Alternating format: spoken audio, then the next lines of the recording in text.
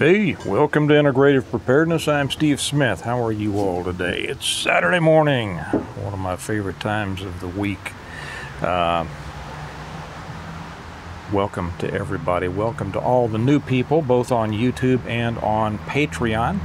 It's great to have you. We've had some good discussions lately. A lot of stuff going on in the world, isn't it? I was going to write today, and I'm still going to write most of the day. Working on book 6, that's right. Got back from one of the boys' hockey and then my daughter's volleyball, and just sitting down to write, and I saw an email from somebody asking a question. It's a question that I get fairly frequently, and occasionally you'll see it pop up in the comments, and I think it's one of those old age. It's one of the basic questions in preparedness circles, and it's about groups. You know, we hear a lot of people say, well, I don't have a group, how do I find a group, how do I form a group, all this. But today's question kind of went a little bit further, so I figured I'd use it as a jumping off point. And they said, what if there's trouble in the group? Trouble in the group. Okay. I have some very simple advice on that, because it's the way that I've handled everything throughout my life. I have been a part of so many, not preparedness groups, because I will not belong to a preparedness-oriented group. I will not. I'll tell you why. And I will not start one. And there's reasons, but like most of us, we've been involved in groups and organizations through our lives, and the reason is because anytime you have a group, you have problems. Simple as that. A group, and I'm going to tell you in a minute how to handle problems in the group. But if you want problems, start a group or join a group. Now, why is that? I mean, it's kind of sad. You would think, well, here's people that should be coming together, cooperating, the same, with the same goal and things like that. Yeah, it's not like that, because when you have a group, you have people, and people are always the problem. And when you form a group based on one particular interest, activity, whatever, purpose, you're going to be bringing people into the group from different backgrounds with that one specific interest that they share. That doesn't mean that they share all other things, like the same values, the same social expectations, the same social abilities, the same, all of those kinds of things. And that's where the problems come in. I have belonged to some groups that I really, really believe in. Kelly and I both really believe in their purpose. One is for, well, I won't even say. I'll say that another place. And even in those with the very best intentions, the vast majority of people are going to be fine. You're always going to have some troublemakers. If you have a group, you're going to eventually have troublemakers. It doesn't matter how the purpose and the good intent that the group was started, for which the group was started. You're going to have people causing trouble. Now, what kind of trouble may that be? You're going to have people with egos. You're going to have people with different ideas about things. You're going to have people who are just rude, and then other people won't deal with it. You're going to have people who are offensive. You're going to have people who just want to start a fight to see if they can.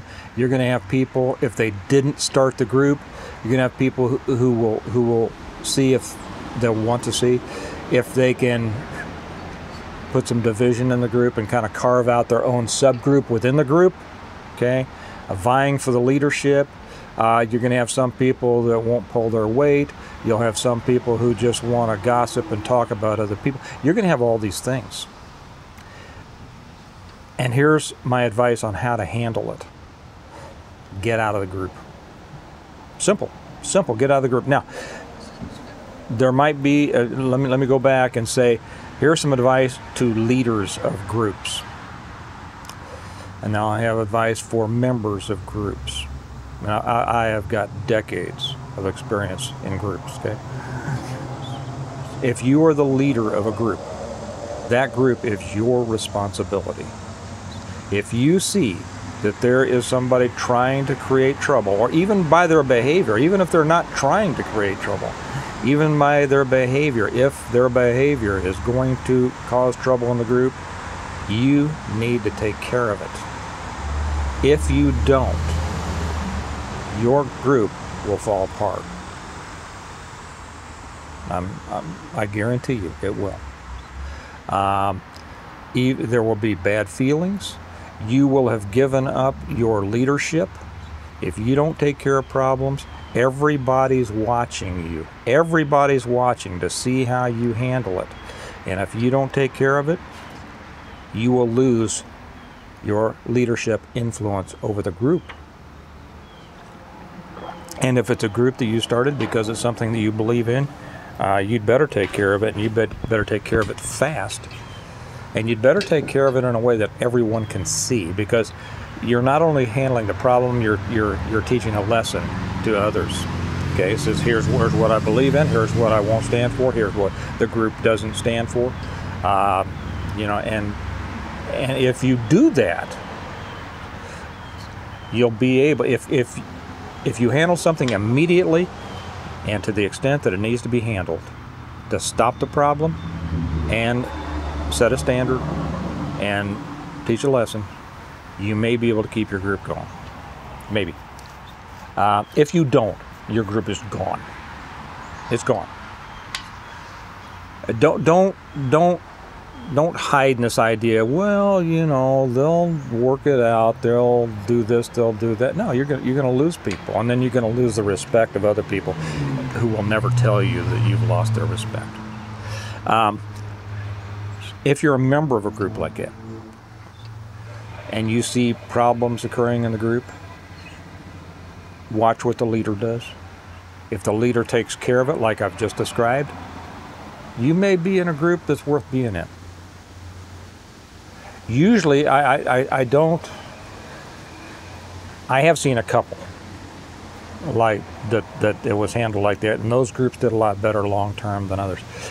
But if you see that the leadership is not handling things, get out. Get out, because that means that it's pretty much, you know, a free-for-all in that group, and that people can start trouble, they can cause trouble, they can cause dissension, they can talk about people behind each other's backs, they can do all these things, and nothing will be done about it. Nothing will be done. In which case, the troublemakers eventually will take over the narrative, and that group will collapse. Simple as that. I used to,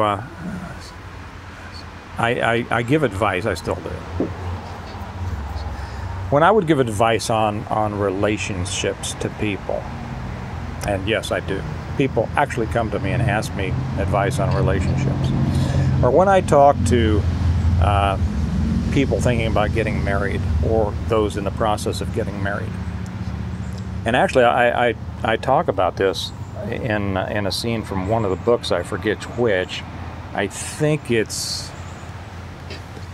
I believe it's the Revival. It's either the Revival or the Renewal. By the way, I forgot to say, this is brought to you by the Stone Mott series, my set of books, the ones, yes, that's right, I wrote them. A lot of people were surprised. They didn't know that I wrote these books. It's the Stone Mott series, and there's a lot of advice in here. It's preparedness advice, survival advice. It's a story about a group that is prepared for and then withstands, survives, then helps other people through a big collapse and the rebuilding of community and the important things to look at in relationships. It's about people. It's about all these things. And in one of these, I forget which, the Revival or the Renewal, I tell the story that I'm about to tell you right now. How to get them?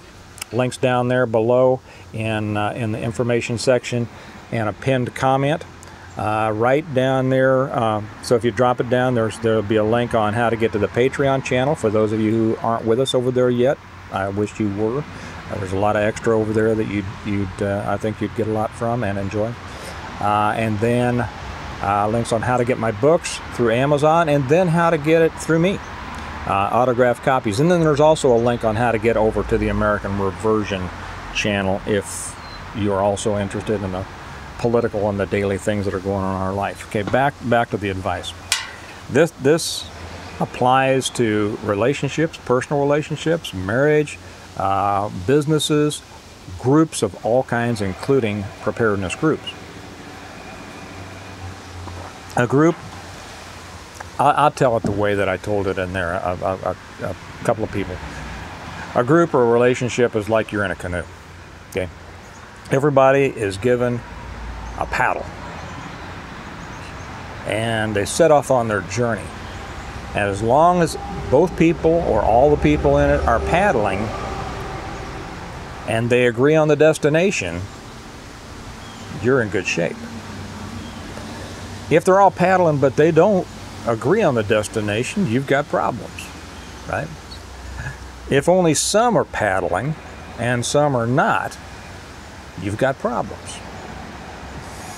If you find out all of a sudden that you're taking water, and you look around and you go, what? Why is there water in the bottom of my canoe? And you look back and you see that somebody, either you're the other person or one in a group, they brought an ice pick on board with them, and they're back there punching holes in your canoe. This is the person who is causing problems in your group. Well, what do? Do you say, well, I'll just, maybe I'll ignore it. Maybe I'll wait and see if anybody else does something about it. No, you're the leader. Well, you'd better stop that situation right now. That person should be thrown out of the canoe. Okay? Out of the relationship, out of whatever. If you find it, and I say this to people who are coming to me before they get married, and I say, if you see that the other person, in a marriage situation, or one of the other people in a group situation, if you see that they are not 100% on board, supporting you or the others, whatever, if they're not only not paddling, if they're not doing their share, but they're doing something to actually damage, put some problem in there, they need to go. They need to go. And they need to go right now. How many holes do you allow them to put in your canoe before you say they have to leave? My answer is one. One. Then they're gone. If they aren't stopped and they put enough holes in the canoe that canoe is half full of water, you'd better get out. You'd better get out. Why? Are you going to let yourself go down? Are you going to let the troublemaker take you down? Or everybody down? So this is my simple advice. I don't, to the one who sent me the email, and I'm sorry I forgot who did it. But so many other people have kind of asked the same thing. If you see problems, if you can't fix it, if you're the leader, fix it. If you're not the leader, get out. Get out. Because if the leader won't take care of it, if it won't get fixed, you're just setting yourself up for dealing with problems until finally there's no choice but to get out because the whole thing's going down. Okay? Be smart. Get out at the beginning and go, well, problem. Why should I deal with this problem? You know, I have been accused of being fairly simplistic and hardcore in my judgments. That's true. I am an extremely hard judge of people in my life. If they're not in my life, I don't care. I can't tell people how to act. But I have 100% control over who I allow in my life. And it takes a lot to get in, and it takes very little to get the boot, because I've seen what's coming if you allow it to go on. Kelly told me one time, there's only one other person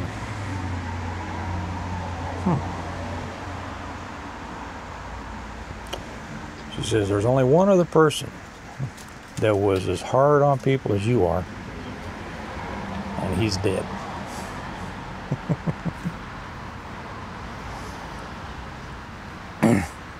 And actually, I don't think he was as hard on people as I am. But anyway, that's my thought. Guys, if you have something that you feel is important, and like preparedness, you got to do it right. And this is why this whole book series is about, believe it or not, it's about groups. But it's about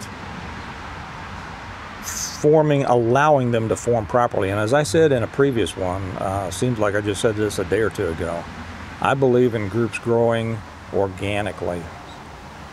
You see how people are, and you allow those who share your values, your social expectations, all of those things, and you allow only the right people in, and you keep the wrong people out, because they're going to be your problem. So I hope that helped to the one who wrote the email, and I hope that helped to the others who I know I've seen in the comments throughout the years. Occasionally will ask something like that. Better to be in no group than in a bad one. George Washington is ascribed as saying something along those lines. And I think there's a question whether he actually said it. There's a pamphlet or a book out, The Lessons of George Washington, and I think this is one of those that people question whether he had said it. But better to be alone than in bad company, because you are judged. First off, you're judged by the company you keep, right? And secondly, you're going to be affected by the company that you keep. So better to be alone than with. So if you can't find a group, hey, do it on your own.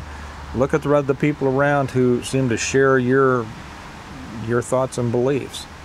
They're going to be your group. As I've always said, your group is going to be your friends, because your friends are the people who have already gone through that sieve, that filter of what it takes, the right kind of people. I'll take a good person with minimal skills over a skilled person